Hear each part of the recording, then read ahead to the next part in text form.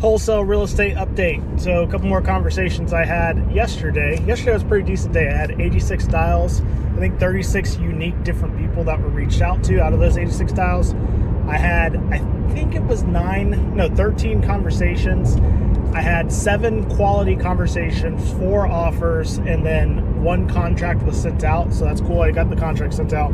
The one with the contract was a fire damaged property. She just does not know what to do. I pitched transparent wholesale to her. I said, hey, I can get this in front of as many people as possible. She said the neighbor talked about buying the house before a while ago and that they were offering $10,000. I was like, hey, we can try the $10,000. I'm not sure if this will work. If structurally it's still somewhat sound and there's some salvageable things, then I think $10,000 will work. I've not got the contract signed back, so we'll see what happens on that one. Some other conversations that I had, which are interesting, were I talked to a guy in Illinois who had like a $660,000 loft. It was a top loft, had a roof access that was private. I mean, it was a cool little property. It's listed on the MLS, and I was like, well, I can't do much. But we ended up having a little bit of a conversation, and he was just trying to figure out how we work. And so I told him, reality in a property like this, my goal would probably be to wholesale it.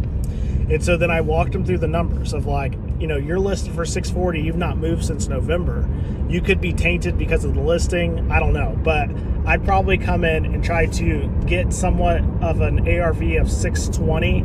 I would take 10% off of that. I would say, I want to make $20,000 to $30,000 on this. And then that's where I would come up with my offer price to you. So, he kind of understood. He's like, that makes sense, which was cool. I like when sellers are like, oh, those numbers actually make sense when dealing with this. And so he said, like, if I get to a point where I can't deal with it anymore, then I'll talk to you, but listing it or relisting it was probably his best option. Talked to another seller who, this is the delusionalness that happens sometimes, is that she was under contract with someone for the last 30 days. It's supposed to close this Friday, the 15th, and she hasn't really heard from them. They contacted her just recently and said that, hey, that $200,000 that we said is not going to work. When I had the conversation with her, I kind of said, why are you talking to me?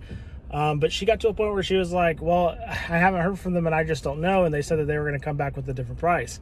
I said, well, $200,000 is not realistic. And so I basically then had a conversation with her later that evening and said, hey, what happened? Because she was supposed to talk to the people.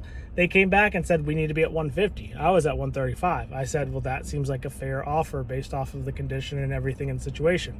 She was mad. She's at the point where she wants to lawyer up and start attacking them. But sometimes people just need to realize the numbers are numbers.